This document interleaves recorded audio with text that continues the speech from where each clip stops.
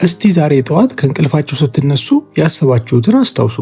ዛሬ ስፖርት እሰራለሁ፣ ዛሬ መጽሐፍ አነባለሁ፣ ወይም ዛሬ ለዛ ትልቅ ህልሜ ስራ ጀምራለሁ ብላችሁ ነበር።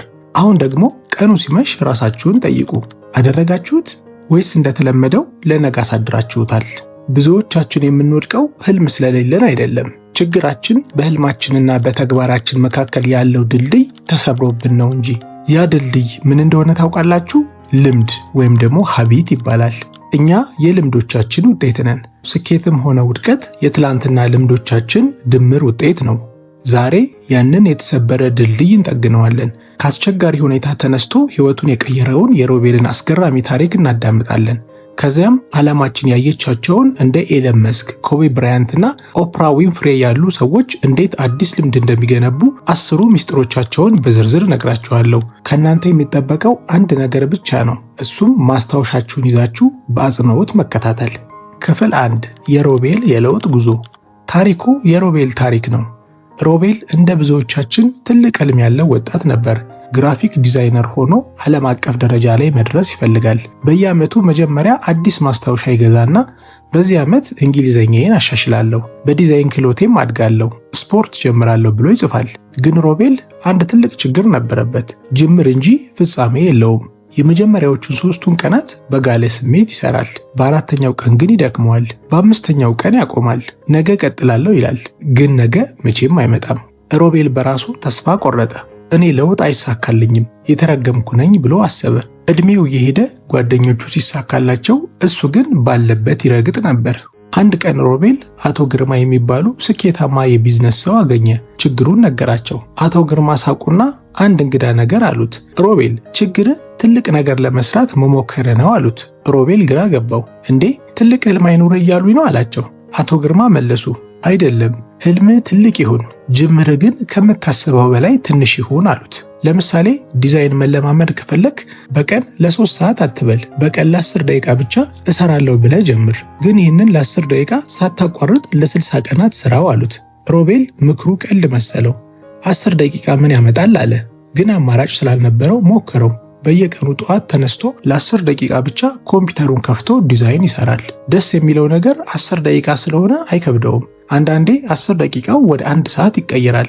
ቀስ በቀስ ዲዛይን መስራት እንደ ጥርስ መፋቅ ሆነለት። ሳያስበው ከዓመት በኋላ ሮቤል በዲዛይን ክህሎቱ በጣም ጎበዝ ሆኖ ትልልቅ ኩባንያዎች የሚፈልጉት ሰው ሆነ። ትልቁ የሮቤል ምስጢር ምን ነበረ? ተነሳሽነት፣ ሞቲቬሽን ሳይሆን ልምድ ወይም ደግሞ ሀቢት ነበር። ተነሳሽነት እንደ ክብሪት እሳት ነው፣ ቶሎ ይጠፋል። ልምድ ግን እንደ ፀሐይ ነው፣ ሁሌም አለ። አሁን ወደ ዋናው ጉዳይ ገብተናል። የሮቤልን ታሪክ ሰምታችኋል። አሁን ተራው የእናንተ ነው። ብዙ ሰዎች ለውጥ እፈልጋለሁ ይላሉ፣ ግን እንዴት እንደሚጀምሩት አያውቁም። ሚስጥሩ ያለው ትልቅ ተራራ ማውጣት ሳይሆን የእግር እርምጃን ማስተካከል ነው። እንኳን ወደ ሌዮ ቼንጅ በሰላም መጣችሁልኝ። እኔ ሌዮ ነኝ።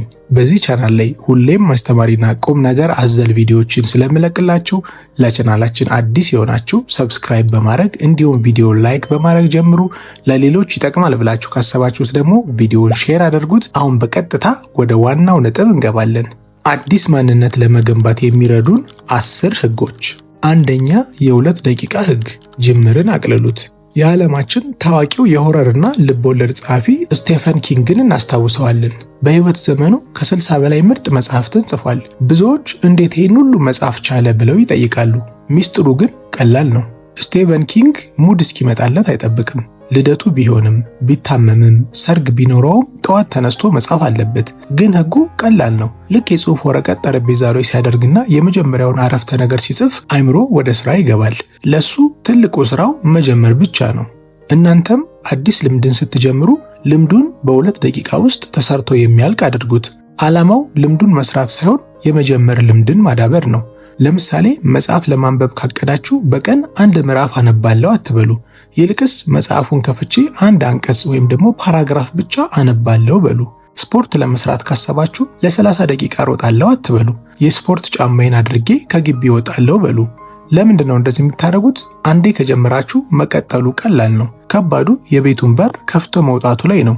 ዛሬ ይህንን ለ2 ደቂቃ ብቻ ሞክሩት። ይሄ ብዙዎቻችን ላይ የሚያጋጥመን አዲስ ልምድ ለመጀመር ስንፈልግ የሚያጋጥመን ትልቁ ችግር ይሄ ነው። መጀመር ትልቁ ነገር አዲስ ልምድ ለመጀመር ስታስቡ የመጀመሪያው ነገር የምትጀምሩትን ነገር ቀለል አድርጎ መጀመር። ለምሳሌ መጽሐፍ ለማንበብ ከፈለጋችሁ የመጀመሪያዋን አንዷን ገጽ ብቻ ዛሬ አነባለሁ በሉ። ከዛም በኋላ ነው ቀስ እያላችሁ ያሳደጋችሁት የምትሄዱት። ስለዚህ አዲስ ነገርን አዲስ ልምድን ለማዳበር ስትፈልጉ ይህንን የ2 ደቂቃ ህግ ተጠቀሙበት።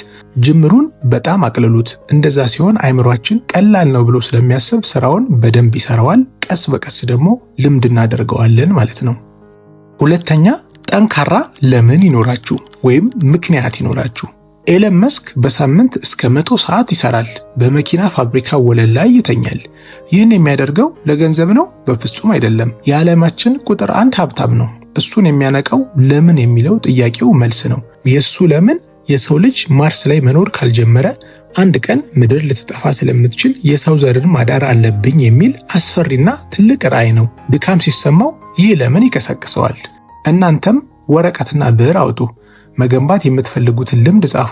ከዚያ በታችም ለምን ብላችሁ 5 ጊዜ ጠይቁ።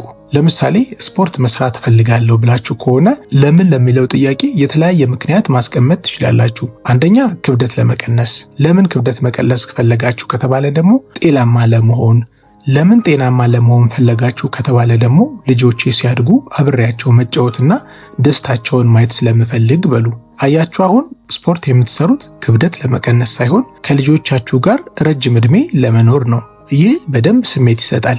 በዚህም ምክንያት አታቋርጡትም። ይሄ ትልቁን ለምን በህይወታችሁ መፈለግ ማለት ነው።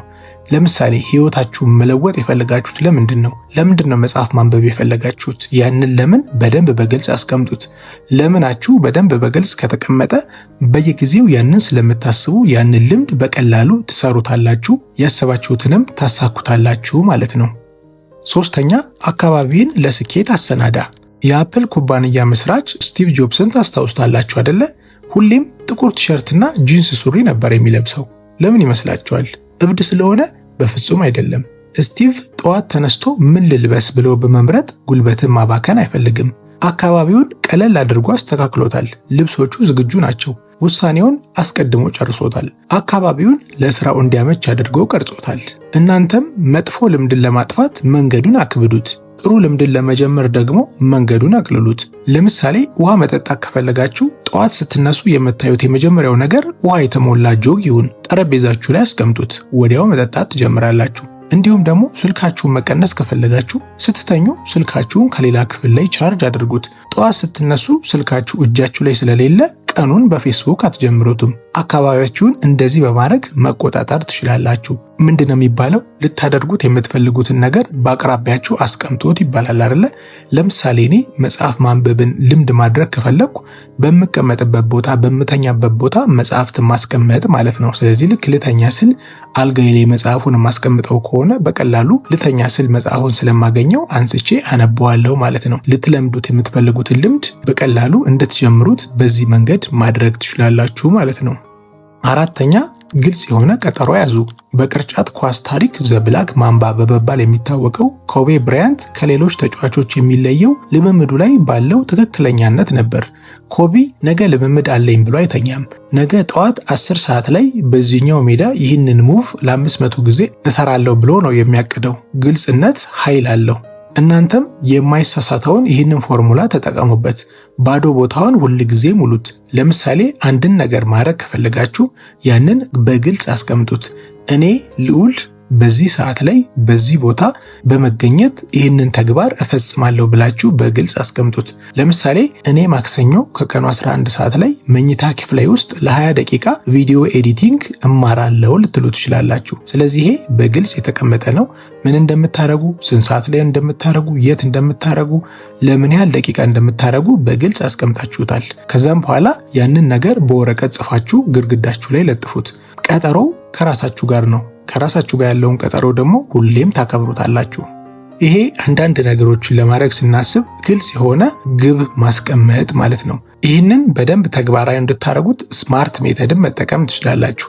አንድን ነገር ልትጀምሩ ስትሉ በግልጽ ያንን ነገር ማስቀመጥ አለባችሁ። መቼ እንደምትሰሩት፣ ለምን እንደምትሰሩት፣ የት እንደምትሰሩት፣ ለምን ያህል ደቂቃ ወይም ደግሞ ለምን ያህል ሰዓት እንደምትሰሩት በግልጽ ታስቀምጡታላችሁ። ይህንን ስታደርጉት ስራውን ለመስራት በጣም ቀላል ይሆንላችኋል ማለት ነው። አምስተኛ፣ ልምድን በልምድ ላይ ደረቡ። ቢሊዮነሯ ኦፕራ ዊንፍሬ ጠዋት እንደተነሳች ጥርሷን ትፍቃለች። ይህ የቆየ ልምዷ ነው። ልክ እንደጨረሰች ግን ወዲያውኑ የምስጋና ግራቲቲዩድ ጸሎት ታደርጋለች። ይሄ ደግሞ አዲሱ የምስጋና ልምድ ነው። ስለዚህ እሷ ምን አደረገች? ከድሮ የጥርስ መፋቅ ልምዷ ጋር አጣበቃችሁ ማለት ነው። ስለዚህ የኦፕራ ዊንፍሬ አእምሮ ጥርስ መፋቅን ከምስጋና ጋር አያይዞታል ማለት ነው። ስለዚህ አንዱ ሲመጣ ሌላውም አብሮ ይመጣል ማለት ነው። እናንተም አሁን በሕይወታችሁ የምታደርጉት ቋሚ ልምድን ምረጡ። ለምሳሌ ቡና መጠጣት፣ ከስራ መግባት፣ ጫማ ማውለቅ ሊሆን ይችላል። ይህንን ከአዲሱ ልምድ ጋር አጣብቁት። ለምሳሌ ልክ ጠዋት ቡናዬን እንደጠጣው ለ1 ደቂቃ ዝም ብዬ አሰላስላለሁ ወይም ደግሞ ሜዲቴት አደርጋለሁ። ልክ ማታ የቤቴን ልብስ እንደለበስኩ ወዲያውኑ ለነገ የምለብሰውን ልብስ አዘጋጃለሁ። ወይም ደግሞ ልክ ሶፋ ላይ እንደተቀመጥኩ ለ1 ደቂቃ መጽሐፍትን አነባለሁ ብላችሁ የቆየ ልምዳችሁን ከአዲሱ ልምድ ጋር ማጣበቅ ማለት ነው። ይህ ሰንሰለትን ይፈጥራል። መርሳት የሚባል ነገርም በአእምሯችሁ ውስጥ ያጠፋላችኋል። ይሄ ሃቢት ስታኪንግ የሚባለው ትልቁ አዲስ ልምድን ለመልመድ የምንተገብረው ትልቁ ዘዴ ነው። የቆየ ልምዳችሁ ጋር አዲሱን ልምድ አብሮ ማስተሳሰር ማለት ነው። ለምሳሌ እኔ ሁል ጊዜ ጠዋት 12 ሰዓት የምነሳ ከሆነ ይሄ አንዱ ልምዴ ነው። ከዛም በኋላ ልክ ጠዋት 12 ሰዓት ከተነሳው መጀመሪያ ጸሎት ማድረግ አዲስ ልምድ ላደርግ ልፈልግ እችላለሁ። ስለዚህ ያንን ነገር አብሮ ማገናኘት ማለት ነው። ስለዚህ 12 ሰዓት እንደተነሳው ምን አደርጋለሁ? ጸሎት አደርጋለሁ ማለት ነው። ስለዚህ 12 ሰዓት ሁሌ የምነሳው የቆየ ልምዴ ነው። አዲሱ ልምዴ ደግሞ ጸሎት ማድረግ ማለት ነው። ስለዚህ እናንተም አዲስ ልትለምዱት የምትፈልጉትን ነገር ከቆየ ልምዳችሁ ጋር ማስተሳሰር ወይም ደግሞ ማገናኘት ማለት ነው። እንዲህ ሲሆን አንደኛ አትረሱትም፣ ሁለተኛ ደግሞ ሳታስቡት አዲሱን ልምድ በአሮጌው ልምድ ጋር አብሮ ዲቨሎፕ ማድረግ ማሳደግ ትችላላችሁ ማለት ነው። 6ኛ የማንነት ለውጥ አድርጉ።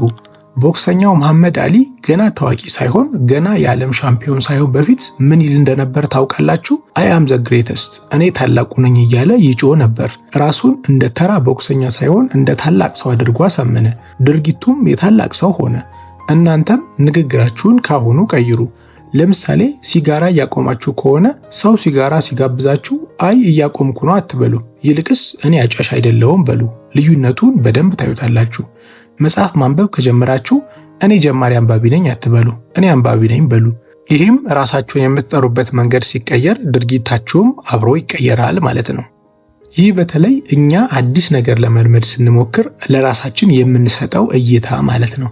ለምሳሌ ገና አንባቢ ከሆንኩ መጽሐፍ ለማንበብ እየሞከርኩ ከሆነ እኔ ራሴን አንባቢ ነኝ ብዬ ራሴን ማመን ማለት ነው፣ ራሴን ማሳመን። ከዛም በኋላ ሁል ጊዜ ያንን ልምድ ያንን ስቴጅ ላይ ለመድረስ ያንን ነገር አደርገዋለሁ ማለት ነው። ምክንያቱም እናንተ ራሳችሁን የምትጠሩበት ስም ሲቀየር ድርጊታችሁም አብሮ የመቀየር ኃይል ስላለው አይምሯችን ሰብኮንሺየስሊ የምንነግረውን ነገር በትክክለኛ መዝግቦ ይዝልናል። ስለዚህ እናንተም ምንጊዜም ቢሆን ለራሳችሁ የምትሰጡት ግምት ትክክለኛ ያንን ነገር የመሆንና ያለመሆን ቻንሱን በደንብ ይወስነዋል ማለት ነው። ከላይ እንደነገርኳችሁ ሲጋራ ለማቆም እየወሰናችሁ ከሆነ እኔ አጫሽ አይደለሁም ብላችሁ ነው ራሳችሁ መቁጠር ያለባችሁ። ያ ምን ያደርጋል? ቀስ በቀስ ከሲጋራ አጫሽነት ሙሉ ለሙሉ አጫሽ እንዳልሆናችሁ አእምሯችሁን እያሳመናችሁ ትሄዳላችሁ። አእምሯችሁ ባመነ ቁጥር ደግሞ ያ ነገር እውነተኛ የመሆን ቻንሱ ከፍተኛ ነው ማለት ነው። 7ኛ ወጥነት እንጂ ፍጥነት አይኖራችሁ።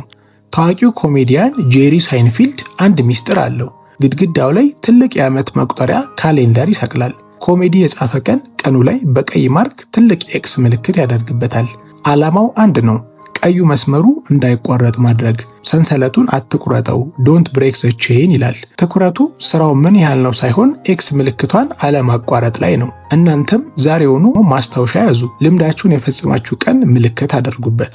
ይህንንም 3 ቀን በተከታታይ ስታደርጉት ሰንሰለቱ ሲረዝም ማየት ደስ ይላል። ያንን ሰንሰለት ላለመቁረጥ ስትሉ በደካማ ቀንም ታደርጉታላችሁ።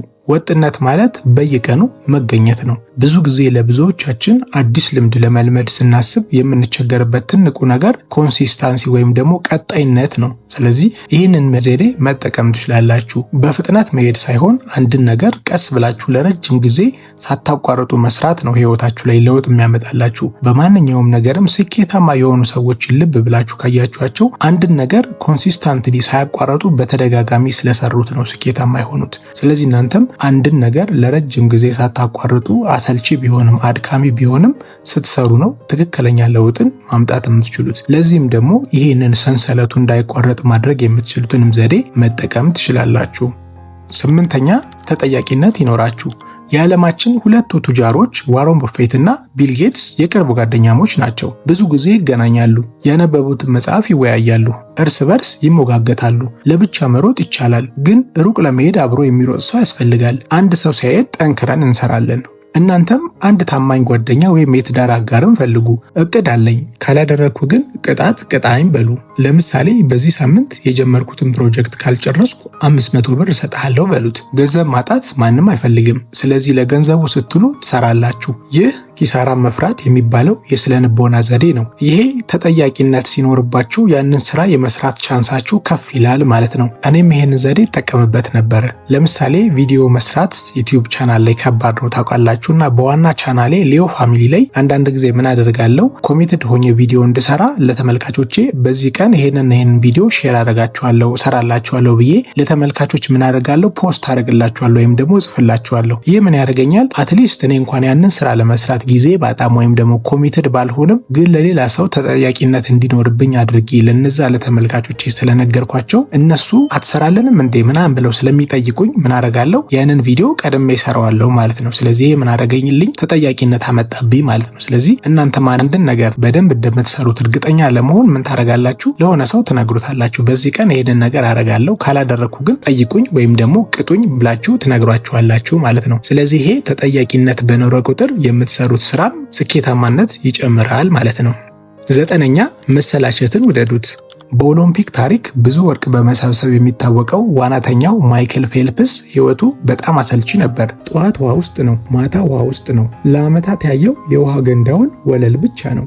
ስኬታማ ሰዎች ከሌሎች የሚለዩት ስሜቱ ጠፍቶ ነገሩ አሰልቺ በሚሆንበት ጊዜ መስራታቸውን ስለማያቆሙ ነው። እናንተም ተነሳሽነታችሁ ሲጠፋ፣ ነገሩ ሲሰለቻችሁ ያኔ ነው ትክክለኛ ፈተና የሚጀምረው። ሲደብራችሁ ዛሬ ደብሮኛል ግን ዛሬ ነው መስራት ያለብኝ ብላችሁ ራሳችሁን ንገሩት። ስሜታችሁን ሳይሆን ፕሮግራማችሁ እንዲመራችሁ ፍቀዱ። አማተር ወይም ደግሞ ጀማሪ ሲደብረው ያቆማል። ፕሮፌሽናል ግን ሲደብረውም ይቀጥላል ማለት ነው። ስለዚህ ብዙ ጊዜ የስኬታማና ስኬታማ ያልሆኑ ሰዎች ትልቁ ልዩነት እዚህ ላይ ነው። ኮምፎርት ዞናችንን ጠብቀን መቼም ስኬታማ ልንሆን አንችልም። ስለዚህ በተመቻቸ ሁኔታ ውስጥ ሆኖ ስኬታማ የሆነ ሰው ማግኘት በጣም ከባድ ነው። ሁላችሁም ቢሆን ከምቾት ቀጠናችሁ መውጣት አለባችሁ ስኬታማ ለመሆን። ቢደብራችሁ ቢያስጠላችሁም ያንን ስራ ለረጅም ጊዜ ስትሰሩት ነው ስኬታማ የሚያደርጋችሁ። ስለዚህ መሰላቸቱን ውደዱት፣ ፕሮሰሱን ውደዱት።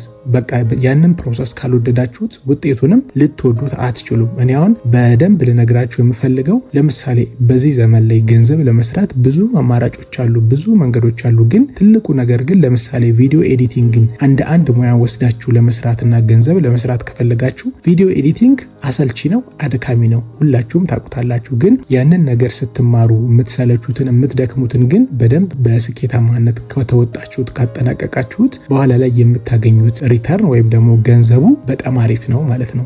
እስኪሉ በጣም አሪፍ ነው። ግን ያንን ሙያ ለመልመድ በዛ ነገር ጎበዝ ለመሆን ግን ብዙ አሰልቺ ሰዓታትን ከኮምፒውተር ጋር ማሳለፍ ይጠበቅብናል። ያንን ነገር ካልተወጣችሁት የመጨረሻውን ነገር አታገኙትም ማለት ነው። ስለዚህ ምንጊዜም ቢሆን በሆነ ነገር ላይ ስኬታማ ለመሆን ከፈለጋችሁ ቢደክማችሁም ቢደብራችሁም ያንን ነገር እስከ ጥግ ድረስ መስራትና መቀጠል ይኖርባችኋል ማለት ነው።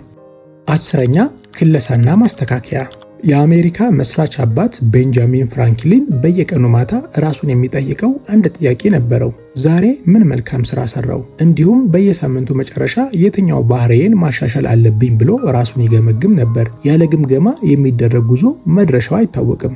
እናንተም በየቀኑ እንዲሁም በየሳምንቱ ራሳችሁን ለመገምገም 10 ደቂቃ ብቻ ስጡ። ዛሬ ምን ተሳካልኝ? ዛሬ የት ጋር ወደቅኩ? ለቀጣይ ሳምንትስ ምን ላሻሽል? የሚል ጥያቄዎችን ሁልጊዜም ራሳችንን ልንጠይቅ ይገባል። ይህንን ካደረጋችሁ በየሳምንቱ 1% ትሻሻላላችሁ። በአመት ውስጥ 37 እጥፍ ትለወጣላችሁ ማለት ነው። ይህንን ለብዙዎቻችን ትልቅ ነገር ነው። በተለይ ራስን መገምገም ማለት ነው። ለምሳሌ ዛሬ ቀኑን ከዋላችሁ በኋላ ማታ ላይ ከመተኛታችሁ በፊት ዛሬ ምን መልካም ነገር አደረኩ፣ ምን አዲስ ነገር አስተማርኩ ብላችሁ ራሳችሁን መጠየቅ። ጥሩ ያደረጋችሁትን ነገር ሪኮግናይዝ ማድረግ፣ ራሳችሁን ማበረታታት። መጥፎ ያደረጋችሁት ነገር ደግሞ ካለ ራሳችሁን ገጽሳችሁ ለቀጣዩ ማሻሻል ያለባችሁ ነገር ማስቀመጥ። እንዲሁም ደግሞ በየሳምንቱም ራሳችሁን መገምገም። በዚህ ሳምንት ምን አሪፍ ነገር አደረኩ፣ ምን መልካም ነገር አደረኩ፣ ለራሴ ላይ ምን አዲስ የጨመርኩት ነገር አለ፣ ምን ያገኘሁት እውቀት አለ ብላችሁ ራሳችሁን በየጊዜው መጠየቅና ማሻሻል ማለት ነው።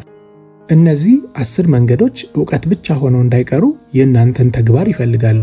ውድ ተመልካቾቼ የሮቤል ታሪክና እነዚህ 10 የስኬት ህጎች የሚያሳዩን አንድ ነገር ነው። ታላቅነት በአንድ ሌሊት አይመጣም። ታላቅነት የሚገነባው በየቀኑ በሚደረጉ ትናንሽ አሰልቺ የሚመስሉ ግን ወሳኝ በሆኑ ልምዶች ነው። ዛሬ አንድ ውሳኔ እንድትወስኑ ፈልጋለሁ። አትጠብቁ፣ ነገ አትበሉ። ከላይ ከዘረዘርኳቸው 10 ነጥቦች ውስጥ አንዱን መርጣችሁ አሁኑኑ ጀምሩ። ይህንንም እናንተ መጠየቅ ፈልጋለሁ። ከዛሬ ጀምሮ ለመገንባት የምትፈልጉት አንድ አዲስ ልምድ ምንድን ነው? እባካችሁ ኮሜንት ላይ ጻፉልኝ። ስትጽፉ ለራሳችሁ ቃል እየገባችሁ ነው። እኔም እገባና ያንን ቃል እንድታደርጉት አበረታታችኋለሁ። ይህ ቪዲዮ እንደጠቀማችሁ ተስፋ አደርጋለሁ። ለውጥ ፈላጊ ጓደኛ ካላችሁ ሼር አድርጉላቸው። እንዲሁም ለቻናላችን አዲስ ከሆናችሁ ሰብስክራይብ በማድረግ ቤተሰቡን ይቀላቀሉ። በቀጣይ ቪዲዮ ደግሞ የአስመሳይ ሰዎችን 10 ምልክቶች አውቃችሁ ከነዚህ ሰዎች ራሳችሁን አረቃችሁ ለስኬታችሁ መንገዱን መጥረግ የምትፈልጉ ከሆነ ይህንን ቪዲዮ እንድትከታተሉ ተጋብዛችኋለሁ። በጣም ጠቃሚ የሆነ ቪዲዮ ነው። ይህ ሊዮ ቼንጅ ነው። በቀጣይ ቪዲዮ እስክንገናኝ ድረስ ቸር ሰንብቱልኝ።